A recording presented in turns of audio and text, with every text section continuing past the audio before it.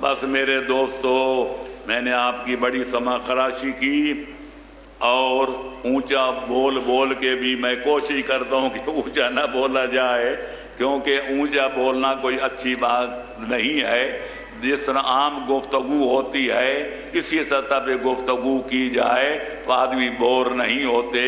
اس لیے خدا نے اونچی آواز کی مذمت کی ہے۔ ان انکر الاصوات لصوت الحمیر، بہت اونچی آواز جو ہے وہ گدھوں کی ہوتی ہے۔ تو آدمی کو آدمی رہنا چاہیے، لیکن لاؤڈ سپیکر سے تیز ہیں، آدمی آہستہ بھی بولے تو پھر بھی آواز بہت پھیل جاتی ہے۔ تو لہٰذا اتنا کافی ہے، باقی انشاءاللہ باقی اتنا عرض کروں گا کہ جن سے دین لینا تھا،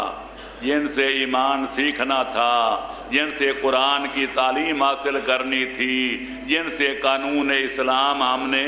معلوم کرنا تھا، دنیا نے ان کے ساتھ وہ سلوک کیا کہ ہیچ کافر نہ کند آنچ مسلمہ کردہ۔ کوئی کافر بھی یہ سلوک نہیں کر سکتا تھا جو اسلام کے دعوے داروں نے کیا۔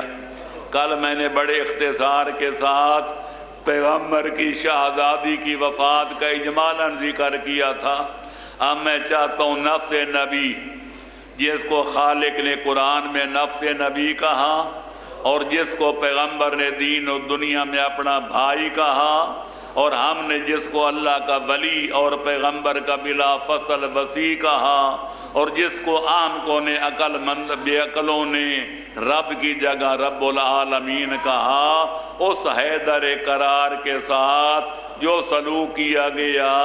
وہ بھی حضرت امام حسین کی شہادت کا ایک پیش خیمہ تھا۔ کوئی سوچ سکتا تھا کہ حیدر قرار جیسا اسلام کا خادم، اسلام کا ناشر، اسلام کا مجاہد، اسلام کے جھنڈے گاڑنے والا، اس کفر کے جھنڈے اکھیڑنے والا، پورے 23 برس پیغمبر اسلام کا ساتھ دینے والا مسجد میں جائے گا، حالت نماز میں ہوگا، حالت روزہ میں ہوگا، خالق اکبر کی بارگاہ میں سجدہ کر رہا ہوگا کہ ظالم ان کے سر پر ایک ایسی تلوار کا وار کرے گا کہ سر اقدس کے 2 ٹکڑے ہو جائیں گے۔ یا علی تیری ذات پر پوری کائنات قربان۔ اگر کوئی آدمی کوئی مرنے لگے تو کئی الٹی سیدھی باتیں کرتا ہے، لیکن جب مولا کے سر اقدس پر تلوار لگی اور سر اقدس کے 2 ٹکڑے ہوئے تو مولا کی زبان سے جو پہلا جملہ نکلا وہ یہ تھا کہ بسم اللہ و باللہ و علی ملت رسول اللہ۔ دشمنوں کو چیلنج کر دیا، کبھی کل ایمان کے ایمان میں شک نہ کرنا۔ جب میں پیدا ہوا تھا تو قرآن کی تلاوت کی تھی، اور آج جب اللہ کی بارگاہ میں جا رہا ہوں تو اپنے ایمان کا اظہار کر کے جا رہا ہوں۔ اس کے بعد دوسرا جملہ جو حیدر قرار کی زبان حق ترجمان سے نکلا وہ یہ تھا کہ فزت برب الکعبہ، مجھے کعبہ کے رب کی قسم علی آج اپنے مقصد میں کامیاب ہو گیا۔ امام حسن آگے بڑھے، دیکھا کہ مولا کا سر اقدس 2 ٹکڑے ہو چکا ہے، خون بہ رہا ہے، مولا خاک جو ہے مسجد کوفہ سر میں ڈال رہے ہیں۔ تو شہزادوں نے چادر بچھائی، اپنے زخمی بابے کو چادر پہ لٹایا، ایک طرف سے حضرت امام حسن نے پکڑا، دوسری طرف سے امام حسین نے، حضرت ابو الفضل العباس نے سہارا دیا۔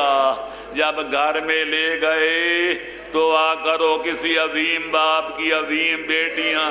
اپنے بابے کو اس حالت میں نہ دیکھیں۔ علامہ مجلسی نے جلاء العیون میں لکھا ہے کہ جب شہزادیوں کی نظر اپنے بابے کی اس حالت میں پڑی تو اتنا زار و قطار رونا شروع کیا کہ آسمان کے فرشتے بھی رونے لگ گئے، کیونکہ پہلے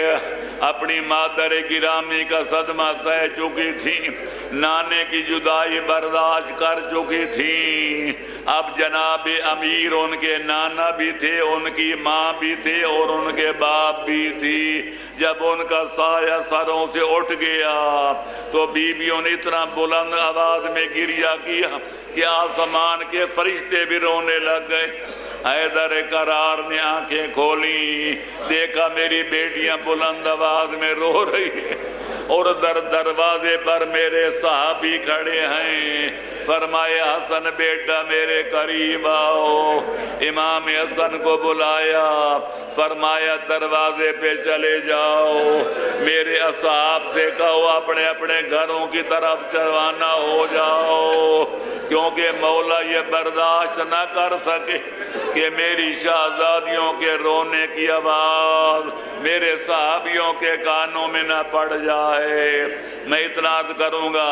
او میرا مجسمہ غیرت امام، او میرا غیور امام، آج تو آپ اتنی بات برداشت نہ کر سکے کہ آپ کی شہزادیوں کے رونے کی آواز آپ کے صحابیوں کے کانوں میں نہ پڑ جائے۔ یا علی مجھے اتنا فرماؤ، اس وقت جنت میں آپ کی کیا حالت ہوئی ہوگی جب یہی آپ کی شہزادیاں ہوں گی، یہی کوفے کا دربار ہوگا، تیری شہزادیوں کے سر پر کوئی چادر نہیں ہوگی،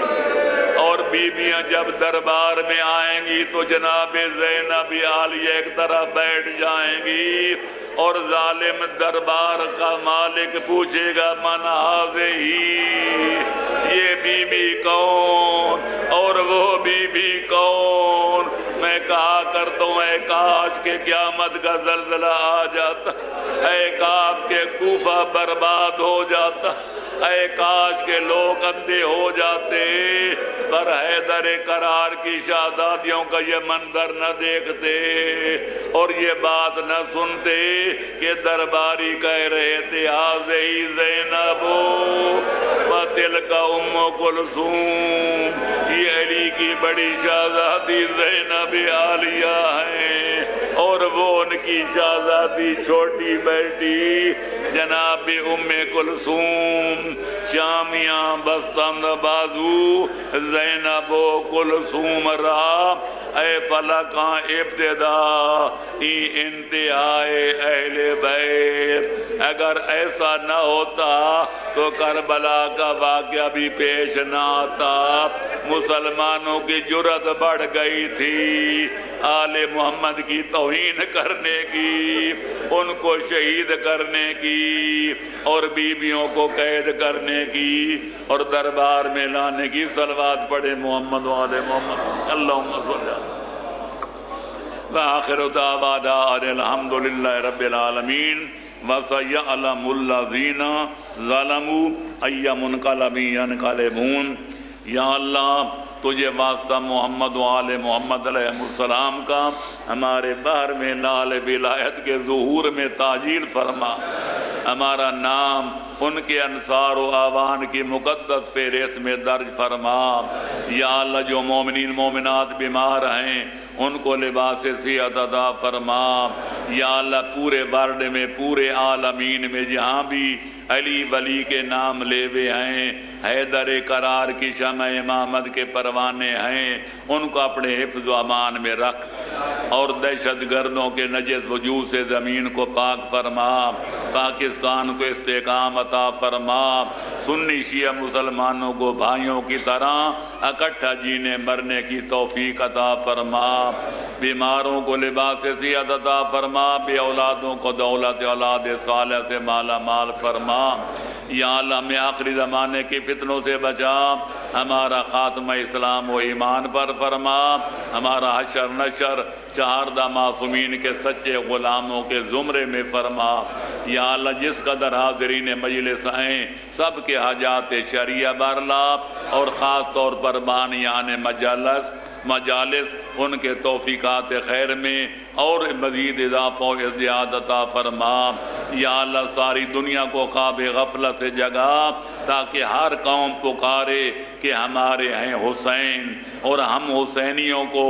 مقصد شہادت حسین کے سمجھنے اور عمل کرنے کی توفیق عطا فرما، تاکہ افعال یزیدی مٹ جائیں، مظلوم سے الفت پیدا ہو۔ اس واسطے ان کے درد برے احوال سنائے جاتے ہیں۔